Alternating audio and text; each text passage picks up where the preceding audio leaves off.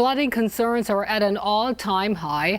Here to talk about the impact on you and your home is Dr. Chip Filer with Old Dominion University. Why should people be concerned based on what we saw on the Gulf Coast and what we saw here yesterday?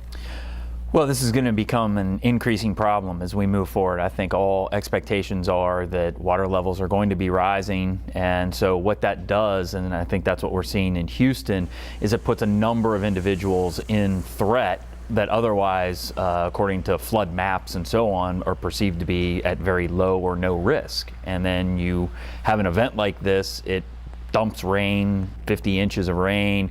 And so now we have an environment where you have a number of individuals there, and potentially even here in Hampton Roads, who would have no flood insurance because a normal type of an event, a normal type of storm, they would typically not flood. Now, Old Dominion has been at the leading edge in assessing what is going to happen in the future with rising waters. Let's talk about industry. We saw what happened along the Gulf Coast with the oil refineries.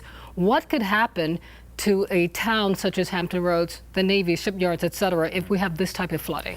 Yeah, so you get really two effects. You get one effect, which is a short-term effect, which is a number of businesses close for a week, maybe a week and a half, and those businesses have people making hourly wages, and so that spills over to a pretty large dent. And then you have the bigger issue of, if the waters are going to start rising just in general, what is that going to do to our ship repair industry, which is on the water? What does that do to the aquaculture industry along the Eastern Shore and along Hampton Road and throughout Hampton Roads?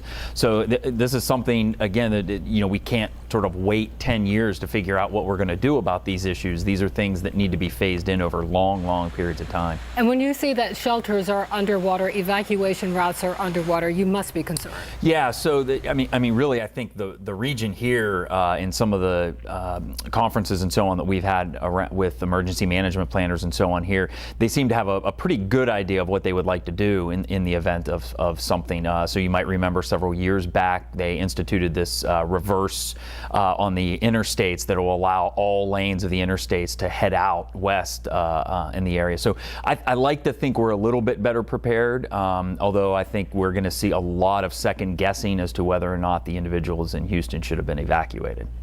Dr. Filer, thank you so much for joining us. Yeah.